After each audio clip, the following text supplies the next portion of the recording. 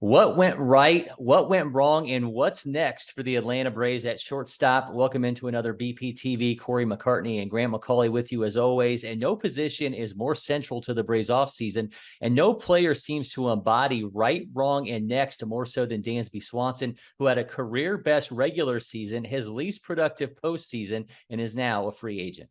Yeah, it's quite a time for Dansby Swanson to be walking into free agency, but I feel like he has built himself an incredible resume, particularly over the last 4 or 5 seasons with the Braves. As this club has gotten good, Dansby Swanson has gotten good and perhaps better if you look at his career best 2022 season. So, a fascinating way to walk out into free agency and a really interesting topic for us to dive into. So let's start with what went right for Swanson. He was a first-time All-Star, posted his career best Fangraph 4, his best weighted run created plus in a 162-game season. His best average in a full season, had 25 homers, 96 RBI, and stole 18 bases. Defensively, he led all National League players in outs above average, all shortstops and fielding runs prevented. Two things, Grant, that stuck out to me. We had been waiting for that first 162-game season in which he hit above league average. The only other time he had done it came in the pandemic-shortened season of 2020, and he delivered it. Plus, he was fantastic at home. Austin Riley was the only Braves player who had a higher weighted run created plus at Truist Park. Swanson was in the top 30 in that regard across all of baseball when it came to performing at home. Yeah, I mean, I think he saved his best for performing in front of the crowd at Truist Park and Braves country at large, if you will. But, Dansby Swanson, I know we talked a lot about this 162 game season and what is his overall value, what's his ceiling, what's his capabilities, and was 2022, in fact, the best it's ever going to be because as of right now, it's the best to date. But I went back and looked beginning in 2019, which is where I feel like Dansby began to turn the corner. I know he had to deal with some injuries that particular season, only played 127 games, but he showed up big time in the playoffs.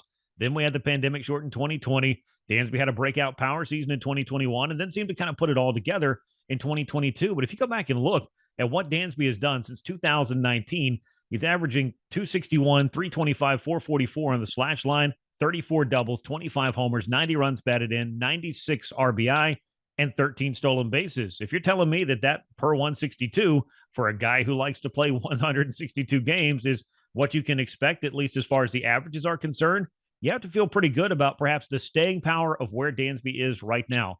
There may be some highs and lows. He's been known to be a streaky player, and there's a lot of swing and miss at times in his game. But I think, Cory, that really 2022 was more of, perhaps a validation of what we have come to expect from Dansby and what we can expect for him going forward.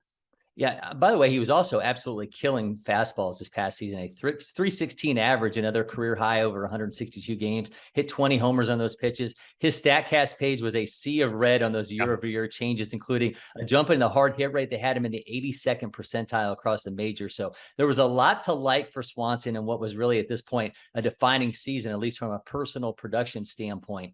So let's turn to what went wrong. And as strong as Swanson's first half was, he hit 32% above league average. He faded in the second half. He was at 87 weighted run created plus in August, 97 in September. And while there were some memories, some big moments down the stretch there, including that final series against the Mets, those struggles, I mean, they carried into the postseason. He had a negative one rated run created plus in the NLDS, hit 125 with just one extra base hit, which was a double, struck out 7 times in 17 plate appearances. In hindsight, you mentioned wanting to play 162. You kind of have to wonder if that workload mattered because he was one of only 2 players who appeared in 162 games. Teammate Matt Olson was the other one, and he had 1433 innings. That represented a career high as well.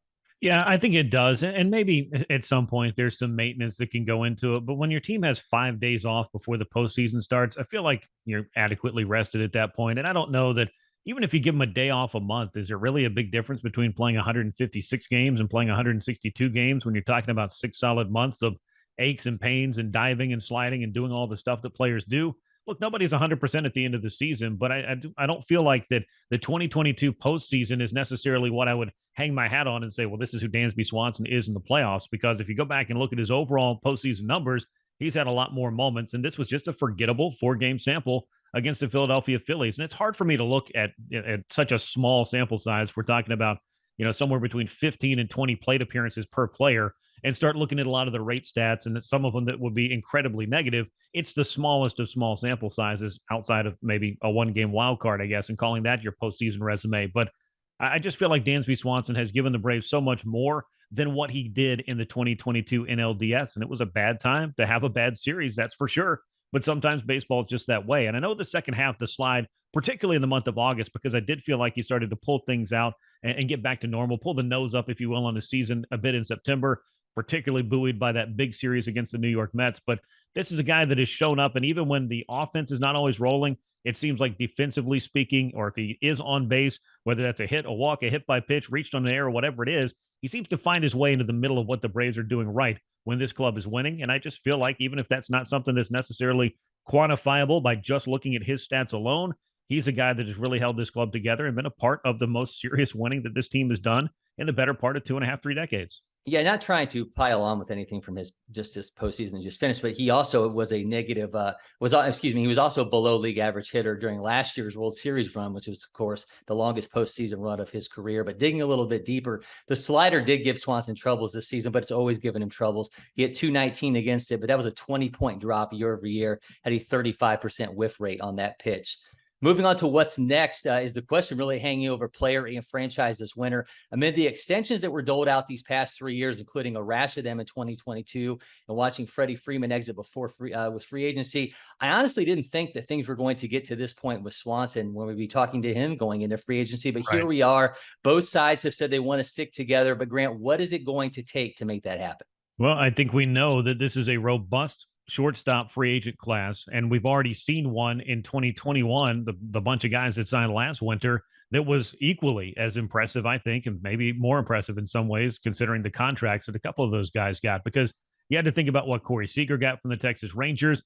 I think that's more in line of what a Carlos Correa in particular or a Trey Turner might be looking for, because I feel like they're the top end of the class based on age, projectability, some of the numbers that back it up. But you look overall at what shortstops have done in Major League Baseball since 2019. I went back and gave you those 162 game averages for Swanson, which again, if you're hitting 260 with an OPS just below 800, you're hitting at the league average, as you like to point out a lot, with 25 homer, 30 plus double, 90 RBI, 90 plus runs, double digit stolen bases.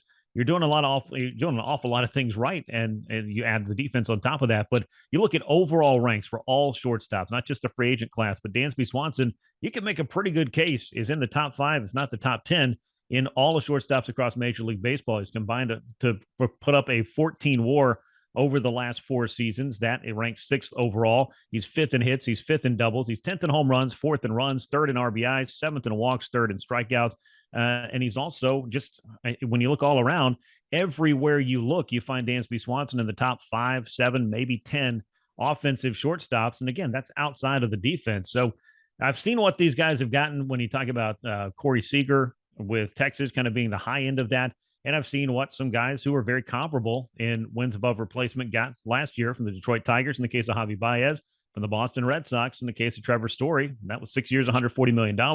Then you throw in that Xander Bogaerts can opt out and become a free agent. You got a very interesting, a stew that's going here to try to figure it out. But I'm thinking $20 to $22 million average annual value is probably where the floor is at this point, Corey. I just don't know if 5 years or 6 years is what Dansby might be looking for. And if he does, is there a club that would come in and make things a little bit more interesting, turn up the heat a little bit for the Braves, considering that there are some big name shortstops out there available, some guys whose resumes are just respectfully just a little bit more, especially on the offensive side, than Dansby Swanson. Yeah, I think too, we've seen what Swanson is going to be offensively. And obviously it most certainly plays. If the expectation going into his age 29 season is a 3 to 5 win player with 25 homers, 30 doubles, Gold Glove caliber defense at a premium position, think about the class of shortstops that puts him in. And you mentioned some of these guys. The past 10 seasons, the players that have had those kind of numbers are Francisco Lindor, Manny Machado, Story, Marcus Semien, Javier Baez, Carlos Correa, Corey Seager, guys that got paid with a capital P. And then you add in the clubhouse leader aspect of it as the longest tenured player on this team. And I think it all matters. And if the Braves can't come to that agreement, are they all of a sudden going to enter that Correa, Trey Turner waters?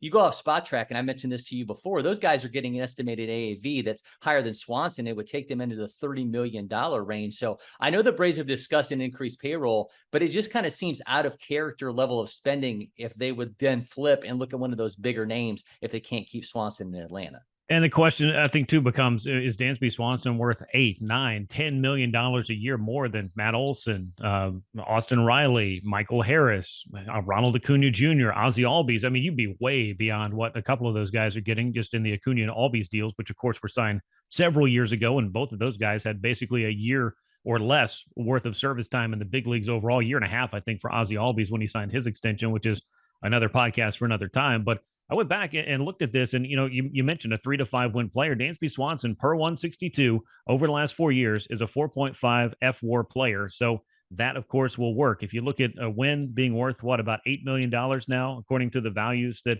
have been thrown around, is he a $32 million a year player? No, I'm not saying that, but is he a $20+ million, maybe approaching $25 million a year player, especially on the open market? He absolutely is, because the market's shown that. But you look at wins above replacement overall combined for all shortstops in Major League Baseball. Dansby Swanson, again, you're going to find him sixth in the overall pecking order in all of MLB for these guys. And you look at some of his comparables right now. Trey Turner is tops. He's got 20 F/WAR since 2019. Bogarts is at 18. Carlos Correa 15.5. Then you find Dansby Swanson at 14. So right on the heels of Correa in terms of wins above replacement per Fangraphs. Trevor Story, who signed his $140 million deal last year, 13.6 F/WAR. 12.4 for Javi Baez. Then you find Corey Seager down in that area as well, 13.9 F/WAR, right in line with Swanson. So what makes Correa maybe, but what makes Corey Seager a $300 million player and Dansby Swanson far less than that? Well, I think it's just the old-fashioned eye test and some of the more traditional numbers, perhaps, that tell you a little bit more about the difference in players and perhaps the way that the narratives are framed. But there's an awful lot to think about, I guess, to make a long story short. And I just feel like it's worth pointing out that among his contemporaries, Dansby Swanson lines up a lot better than most people might realize on a daily basis, because I feel like, to some extent, even though the last 4 years have been different and there are some highs and lows and he is a streaky player, I feel like there's a lot of spectrum on being the number one overall pick, struggling to really establish himself for 3 years in the big leagues, and then kind of coming on and finding his way over the past 4 or 5 years. That's just my 2 cents as far as that's concerned. And 2 cents isn't going to sign any of these guys, least of which will be Dansby Swanson. Yeah, I think that growth component there as a former number one is big. And obviously, if they can't get it done, I mean, they've got Vaughn Grissom waiting in the wings, but I think he showed after his torrid start that bat's just not ready for a team that's in win now mode. And obviously, Braden Shoemake isn't ready either. The Braves either get it done with Swanson. I think the reality is, Grant, that they're going to have to look outside the organization to fill that spot when it comes to what happens on the field in 2023. I agree. Yeah, I agree. And not to make a long story longer, it just feels like, as you just pointed out, Vaughn Grissom's a player that I would keep an eye on as far as being part of the Braves' future. Is his future at shortstop? I don't know that question's been answered yet. And I don't think the Braves are in any kind of mode where they would look at Orlando Arcia and say, why don't you play shortstop for a year and we'll just be fine here and not try to upgrade at this position if they can't get Dansby Swanson back. I feel like Alex Anthopoulos has shown that he is going to go out there and try to make the club better. Losing Dansby Swanson and not having a capable replacement that can come in and do a lot of the things Dansby did, and I'm just talking about from a performance standpoint with the glove and with the bat, that doesn't sound like a Braves move over the last 4 or 5 years. Well, Atlanta's most talked about reality show this fall and maybe into the winter is going to be the Dansby Swanson Watch. And we'll have it and everything else Braves covered for you here on BPTV. So make sure you subscribe, turn on notifications, and tell a friend to help this thing grow. And don't forget, you can find us on From the Diamond on 92.9 The Game in Atlanta. And it's also available wherever you find your podcasts. Until next time, I'm Cory McCartney. He's Grant McAuley. And we'll see you soon, Braves country.